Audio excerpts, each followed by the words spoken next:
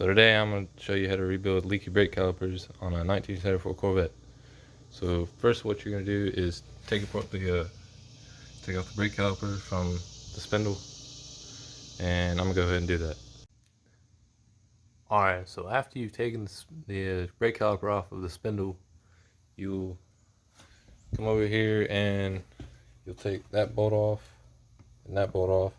It's a 13/16, and on the actual spindle itself, these bolts that hold on the caliper, it's a 5/8, and for this brake line, it's a 3/8 line wrench.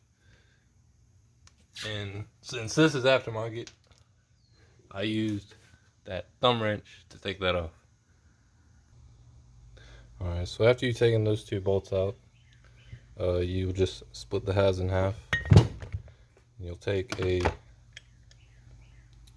this tool and you'll get these rubber grommets out, or the seals out. Alright, so after you've taken the seals out, these pistons will pop out. Sometimes they may be stuck inside of it, but you can just get them out real easy. So these are kind of stuck in, but they'll just pop out with some.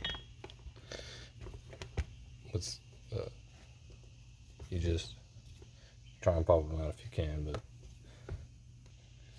alright, so once you've taken those out, it'll look like this. You want to take some Scotch Brite and wipe right there and all inside of there, just to make there's no corrosion or anything inside of it. You want to make sure that these O-rings, they come off, because in the kit you'll have new ones. This kit over here, this is the O-ring design for your Corvettes. Alright, so after you've cleaned the brake caliper, the stainless steel inserts, you want to make sure you spray them with brake clean real good, get all the contaminants and everything out of them, get all the metal and everything that you've scraped away with your Scotch Brite cloth. And after that, you can just wipe them down, make sure they're real clean, and you can install your O-rings. Alright, so after you've cleaned up your brake calipers, you want to kind of put a little bit of brake fluid in somewhere, and kind of put some around the bore and around your O-ring seals that I've already installed on the pistons. And then once you do that, you can go ahead and install your pistons into your calipers. You don't have to install the springs, but you can if you want to. I'm not, since those were lip seals and I'm going to O-rings, so you don't have to, but you can. Alright, so after you put your pistons inside of your calipers, you'll want to put these seals on, and all they do is they just slide over the piston itself, and they go in that groove right there. You want to make sure they actually get around it and not like stick out. And if they stick out, you can just get a flathead screwdriver and go around the piston where the lip seal, where the dust boot is, and just pop it into place. Alright, so after you've gotten all your boots on, or your seals, you're going to want to take some and kind of get them flush into the actual caliper itself. What I use a big socket and just get it with a hammer. It's as simple as that. But you got to be careful that you don't mushroom the actual seal out, or the seal is trash. Or if you rip the seal, it's also trash. You have to get another one. But what I do is I push the piston down into the bore, and I use my socket and I just hammer at it, and just get it sealed on there. That's all you got to do.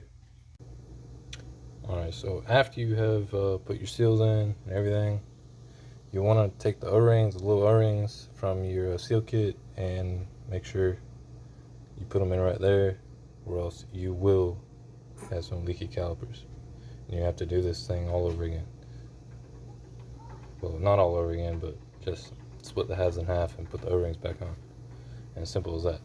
But after you do that, you want to take these two halves and put them together, and take your two bolts and put them in with some Loctite or some just Loctite, and torque them to 130 foot-pounds. It is a lot, but that's just how they are.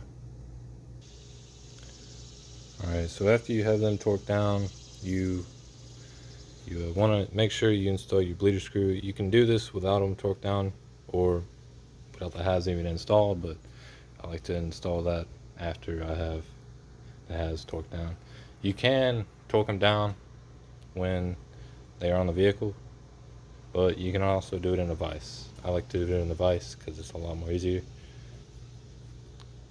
So that's all you pretty much do. As you do this, you want to install it back on the car, and then torque these bolts down to 60 foot-pounds, and install your pads, and then bleed your brakes, and you'll be good to go. And that's how you do it. So after you've installed everything, you want to make sure you get a new crush washer for your brake line. If you don't, it will leak. And that's pretty much it to this job. It takes about an hour for one side. It might take an hour and a half for both, but it's real easy. So that's pretty much it. Hopefully I've helped you learn how to rebuild brake calipers on a 1974 Corvette.